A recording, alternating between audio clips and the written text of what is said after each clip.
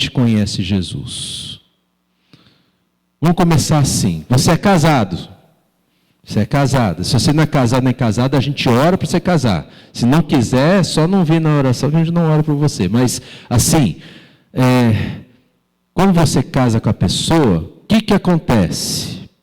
Com o passar do tempo, você conhece a pessoa, né? É ou não é? Por exemplo, café da manhã, você não gosta de leite, mas você nunca contou para o seu cônjuge. Baseado numa história de fatos reais, né? Mas uma hora você vai ter que contar. É ou não é, gente? Você vai levar esse segredo para o túmulo? Dá certo não. A gente tem que conhecer com quem a gente casou, né? E assim, não é conhecer para mudar, né? Esse é o nosso grande drama. A gente acha que a gente casou para mudar o outro. Não casou para isso não. E nem para o outro te mudar também, mas é para a gente amar do jeito que a pessoa é. E se a pessoa for mudada, transformada, tem que ser uma obra do Espírito Santo. Uma obra de Deus, de Cristo na vida da pessoa. Por isso que a gente ora um pelo outro, sempre. Tem que ser assim. Mas você conhece. Você conhece teu filho, tua filha? Você conhece, né? Cara de um, focinho do outro. Não é assim que a gente fala dos filhos? É assim desse jeito, né? Então, como você conhece Jesus? Eu garanto que se você é pai ou mãe, você sabe um tipo de comida que teu filho não gosta de comer. É ou não é? Jesus, você sabe que Jesus gostava de comer? Você conhece Jesus? Olha por onde eu comecei, né? Eu acho que ele gostava de peixe, porque eu vi uma hora lá que ele estava fazendo peixe para os discípulos lá, e eu acho que eles gostaram, porque o texto não fala que sobrou nada assim. Multiplicava peixe. É ou não é? Então, gente, Jesus, o que você conhece sobre Jesus? Você sabe qual é a vontade de Jesus para todo mundo? Você sabe? Então me conta, qual que é a vontade de Jesus? Aliás, qual que é a vontade de Jesus para a sua vida? Ele já te contou? Porque se você conhece Jesus, é porque você convive com Jesus, você conversa com Jesus. Ele não contou ainda a vontade dele para a sua vida? O que ele tem para você? Vocês não compartilham sonhos juntos? Você e Jesus não tem um sonho em comum, você e Jesus? Você conhece Jesus? O que Jesus não gosta? Você sabe? Faz sentido essas perguntas para você, meu irmão? O que Jesus gosta? O que Jesus aprova na sua vida hoje? E o que Jesus desaprova na sua vida? Isso é tudo muito importante, né?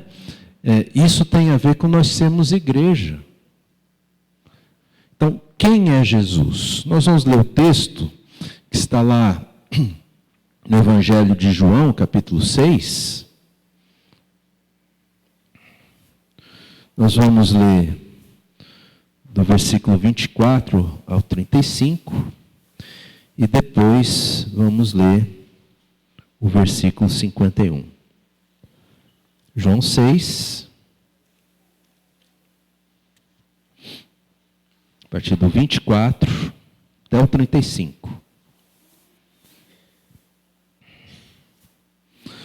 Só para você se situar aqui, Jesus havia multiplicado pães e peixes para uma grande multidão e saiu, foi para um outro lugar.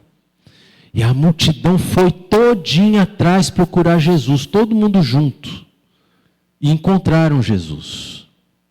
Aí, eu vou começar esse relato no verso 24.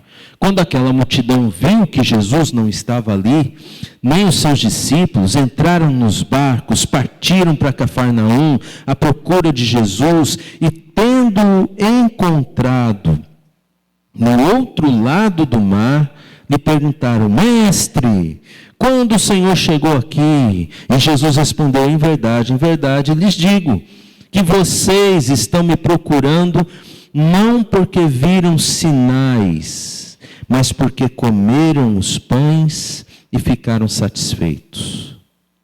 Trabalhem, não pela comida que se estraga, mas pela que permanece para a vida eterna, a qual o Filho do Homem dará a vocês, porque Deus, o Pai, o confirmou com seu selo. Então lhe perguntaram: que faremos para realizar as obras de Deus? E Jesus respondeu: a obra de Deus é esta, que vocês creiam naquele que ele enviou. Então eles disseram: que sinal o Senhor fará para que vejamos e creiamos no Senhor? O que o Senhor pode fazer? Nossos pais comeram maná no deserto, como está escrito: deu-lhes a comer pão do céu. Jesus lhes disse: em verdade lhes digo que não foi Moisés quem deu o pão do céu a vocês. Quem lhes dá o verdadeiro pão do céu é meu Pai, porque o pão de Deus é o que desce do céu e dá vida ao mundo. Então lhe disseram: Senhor, dê-nos sempre desse pão. Jesus respondeu: eu sou o pão da vida. Quem vem a mim jamais terá fome, e quem crê em mim jamais terá sede. Verso 51. Eu sou o pão vivo que desceu do céu. Se alguém comer deste pão, viverá eternamente. E o pão que eu darei pela vida do mundo é a minha carne. Amém. Gente, olha só. Eu gosto muito de flashback. E eu quero dizer para você que, na minha cabeça, essa conversa sobre comer pão começa lá em Gênesis, quando o homem come do fruto da árvore do conhecimento do bem e do mal. E na minha leitura, com a ajuda me lembra, John Walton, obrigado. Eu não consigo decorar nome de autor de livro, mesmo que eu leia e goste do livro, nem sempre consigo. O John Walton me ajuda a pensar o seguinte: aquele fruto fez uma grande alteração, por assim dizer, no DNA humano. E foi quando o pecado passou a fazer parte da nossa vida. Foi tudo alterado do ser humano original que Deus criou. Nessa conversa de João, a multidão fala sobre o maná, que está lá em Êxodo, né? Quando o povo estava no deserto, não tinha o que comer, e Deus fazia cair um pão do céu. E eles olhavam, parecia meio que com gelo, com neve, esbranquiçado, uma forma que eles nunca tinham visto antes. E deram o nome de maná, que numa tradição mais livre, uma tradução mais livre, o nome do maná seria: o que é isso? Uma pergunta. Então eles comiam o que é isso toda manhã, né? Toda manhã eles iam lá, recolhiam, e era só para aquele dia. Se na terça-feira eles recolhiam para terça e quarta, o que eles guardavam para quarta, o que acontecia? Dava bicho e cheirava mal, né? A única exceção era a sexta-feira. Sexta-feira eles tinham que recolher para sexta e sábado, porque eles não trabalhavam no sábado. Por que eles não trabalhavam no sábado? Porque agora eles eram um povo livre. Eles não precisavam trabalhar todos os dias. Deus os libertou da escravidão. E aquele dia eles poderiam viver em plena comunhão uns com os outros e com Deus, sem a obrigatoriedade do trabalho. É uma bênção de Deus, o dia do descanso. Você tem um dia que você descansa, não tem? Gente,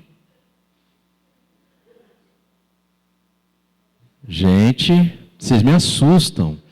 Eu acabei de chegar de férias, foi uma benção minhas férias, sabe? Fui lá para Foz, para Argentina, olha que chique. Eu chego aqui, vocês falam que não descansam, gente. Não pode ser assim. Um dia, segunda é meu dia de descanso, tá? Então deixa eu descansar. Mas eu também deixo você descansar. Tá bom? Vamos fazer assim? Porque é de Deus. É de Deus. Né? Descansar significa não fazer o que você faz nos dias de trabalho. Você não precisa ficar estatelado na cama. Não é isso, tá? Não é isso. É parar de fazer o que você faz no teu trabalho. É isso. Tá? Então, maná. Todo dia eles tinham o maná. E o que Jesus está fazendo aqui, gente? Jesus aproveitou essa lembrança deles para dizer o quê? Eu sou o pão vivo que desceu do céu. É interessante que eu acho que Jesus jogou verde para colher maduro, mas esse é só um achômetro meu. Não encontro isso em livro de teologia, nenhum comentarista. Mas uma hora, logo que eles chegaram, Jesus fala assim: vocês não vieram porque viram sinais, vocês vieram porque viram, se alimentaram do pão, mas eles não se alimentaram só do pão, tinha peixe. Por que Jesus não mencionou peixe, só mencionou pão? Eu acho, é um achômetro mesmo, Jesus estava jogando verde para colher maduro. E aí eles falam do maná, como sendo um pão do céu. E aí Jesus chega onde ele queria. Eu sou o pão que desceu do céu. Eu sou esse pão vivo de Deus. E Jesus quer nos ensinar isso sobre ele. Quem é Jesus? Ele é o pão vivo que desceu do céu. Ele é o pão da vida. Né? Lá no versículo 25, eles perguntaram: mestre, quando o Senhor chegou aqui?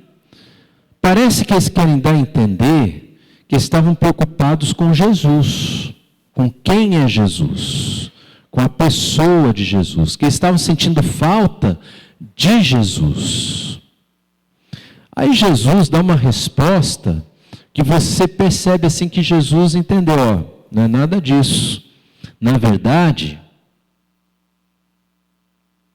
vocês não vieram porque sentiram falta de mim. Vocês vieram porque se sentiram alimentados com o que eu lhes dei. Sabe, gente, essa pergunta sobre Jesus sempre nos leva a descobrir verdades sobre nós mesmos. Quando queremos saber sobre Jesus, quem é Jesus, acabamos descobrindo coisas sobre nós mesmos. Algumas delas, ou a maioria delas, descobrimos coisas que não gostaríamos de admitir. E uma coisa que Jesus está falando aqui para eles é o seguinte: ó, vocês não vieram por minha causa. Vocês vieram até mim com um ânimo utilitarista. Vocês vieram porque estavam interessados em receber mais pão. Vocês não vieram até mim porque me veem como Deus, como Rei, como Senhor. Vocês vieram até mim porque vocês viram a oportunidade de eu ajudar vocês a obterem algumas coisas que vocês querem. E aí eu pergunto a todos nós: será que não é assim muitas vezes que nós nos achegamos a Jesus? Será que não é assim muitas vezes que nós nos relacionamos com o Senhor? Sabe, a gente clama, canta, fala, afirma que Jesus é o Senhor, mas quando nos relacionamos com Jesus, Ele não é um pão da vida. Ele é um pão qualquer que sacia a nossa fome quando nós temos essa fome. Eu tenho a fome de ir bem no meu trabalho, ou de ganhar mais dinheiro. Eu me socorro a Jesus. Você está entendendo? Eu me socorro a Jesus. É tudo que eu espero de Jesus, é que Jesus me ajude a ganhar mais dinheiro. Jesus ajudou a ganhar dinheiro? Está tudo bem. Jesus não ajudou a ganhar dinheiro, mas o que está havendo de errado? Eu estou fazendo tudo certo, eu estou indo mais na igreja, eu estou indo tudo quanto é coisa que o pastor fala que tem que ir, escola dominical, grupo de discipulado, mas o que eu quero mesmo é ganhar mais dinheiro. Afinal, quem que é o Senhor nessa relação? É você ou é Jesus? Quem é o rei? Assim, é como se a nossa vida fosse um reino, né? E todo reino tem um rei. Antes de Jesus entrar na sua vida, você é o rei da sua vida. Mas depois que Jesus entra na nossa vida, como que Jesus entra? Quais são as condições que eu coloco para Jesus fazer parte da minha vida? Ó, Jesus, o Senhor vai fazer parte da minha vida porque aquilo que o Senhor fez por mim, ó, eu gostei. Show de bola, eu queria mesmo, né? Arranjar um casamento, conseguir casar. O Senhor é maravilhoso. Falaram para mim que era só orar que dava certo e deu certo mesmo. Casei e tal. Então agora o Senhor continua aqui, ó, na minha vibe, né? Continua aqui que eu vou continuar orando para o Senhor fazer coisas aqui para mim. Quem que é o Senhor, gente?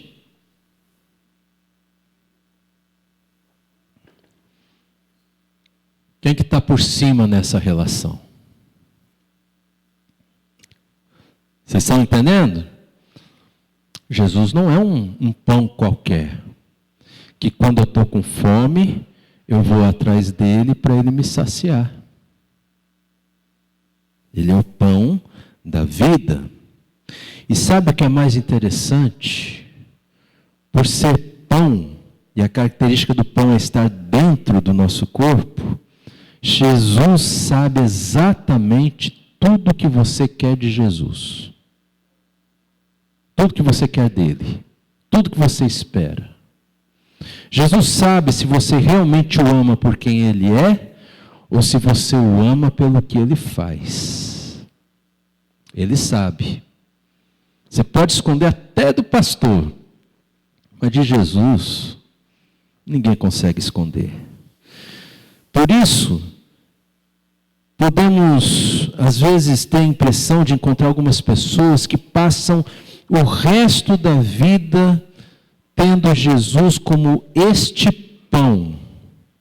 Mas ao final da vida, quando chega, bem no finalzinho, depois de 30 anos, numa igreja, você pergunta, quem é Jesus? E a pessoa não sabe responder. Você não sabe responder. Por quê? Ele não foi teu pão da vida. Ele foi alguém que você tratou como um subordinado. Né? Aí Jesus, ele fala com essa multidão, parem de trabalhar pela comida que logo vai embora, mas vocês têm que trabalhar pela comida que permanece para a eternidade. E só Jesus pode nos dar essa comida. Jesus está falando com eles isso porque eles queriam saber como conseguir esse pão do céu, esse pão verdadeiro. E para isso eles perguntaram, como nós podemos fazer as obras de Deus? E Jesus mais uma vez dá uma resposta que eles não esperavam, gente. Olha, não tem como você fazer algo para Deus para receber esse pão. Esse pão que vem do céu não é um pão assim como um prêmio, um pagamento, um mérito. Não é assim que você vai receber esse pão. A obra de Deus não é você fazer algo. A obra de Deus é Jesus fazer algo em sua vida. Pão. Você tem que trazer Jesus para dentro da sua vida para que Jesus transforme a sua vida. Para que Jesus nutra a sua vida com saúde espiritual, saúde emocional, saúde física, saúde social, saúde com perdão, saúde que cura, e fazer de nós uma bênção nas suas mãos. A obra de Deus é Jesus fazer algo novo em nós, para depois nós fazermos algo junto com Jesus. Amém, meus irmãos? É isso. Se Jesus não fizer uma obra transformadora na sua vida, não haverá nenhuma obra que você possa fazer para Deus. Aliás, muita gente pensa assim: eu tenho que fazer algo para Deus para ser aceito, para compensar. Por quê? Porque eu sou tão falho, sou tão errado, sou tão pecador. Eu tenho que compensar alguma coisa com Deus, que eu estou muito errado. Aí você vai, ajuda uma coisa aqui, outra ali. Você diz que está servindo a Deus, você acha assim: bom, agora Deus está contente comigo. Está tudo equilibrado, né? Não sou lá tão santo, mas Deus vai ver que eu fiz alguma coisa por Ele e Deus vai me abençoar. Eu tenho uma má notícia para você: relacionamento com Deus não funciona desse jeito. Não funciona. Relacionamento com Deus começa no arrependimento dos pecados. Eu tenho que me arrepender dos meus pecados. Eu tenho que confessar os meus pecados dia após dia. Eu tenho que deixar Jesus me aperfeiçoar no sentido de eu ser menos pecador. Mas isso é uma obra dele na minha vida. Não é uma obra da minha consciência, da minha força, da minha inteligência. É uma obra espiritual que Jesus faz por meio do Espírito Santo em nós. Amém, meus irmãos? Aí, depois que Jesus faz essa obra em nós, aí nós poderemos ser uma bênção nas mãos de Jesus. Eu só quero dizer para você uma coisa: sermos uma bênção depois, não significa assim muito tempo depois.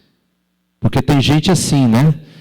Que sempre tem essa desculpa: não, Deus ainda está fazendo obra em mim, então eu não posso servir a Deus. Não é assim também. A obra completa de Jesus em nossa vida é até o nosso encontro com Jesus. Seja nós indo, seja Ele vindo. Então Jesus não espera que você seja contemplado com a obra completa, integral dele para você servir. Ele começou a fazer a boa obra, você já está apto a servir ao Senhor.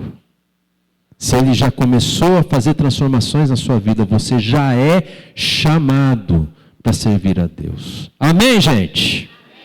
É isso. Então, Jesus é o pão da vida, porque Jesus, Ele vai mexendo em toda a nossa vida para nos transformar, fazer-nos pessoas diferentes das pessoas que éramos antes de Jesus fazer parte da nossa vida. Quando trazemos Jesus para dentro de nós, Ele muda tudo. O pão da vida é aquele que nos transforma por dentro. Nosso problema: a gente sempre quer que Jesus transforme as coisas que estão à nossa volta.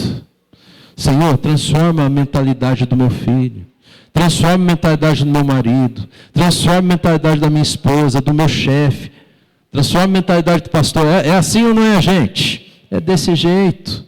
Não é assim que Jesus faz. Jesus começa transformando a mim. A mim. Não a quem está à minha volta, mas a mim. Pão da vida. Jesus disse: eu sou este pão da vida. Jesus quer transformar você. E Ele quer começar hoje. E se você ainda não entregou sua vida a Jesus, você precisa entregar sua vida a Ele.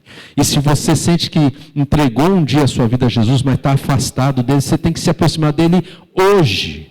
Porque hoje Ele quer transformar a sua vida. Ele quer fazer algo novo em você. E você precisa trazer Jesus para a sua vida, não para ser um súdito, mas para ser o teu Senhor para todo sempre. Vamos fechar os nossos olhos. baixar a nossa cabeça, eu quero convidar você a orar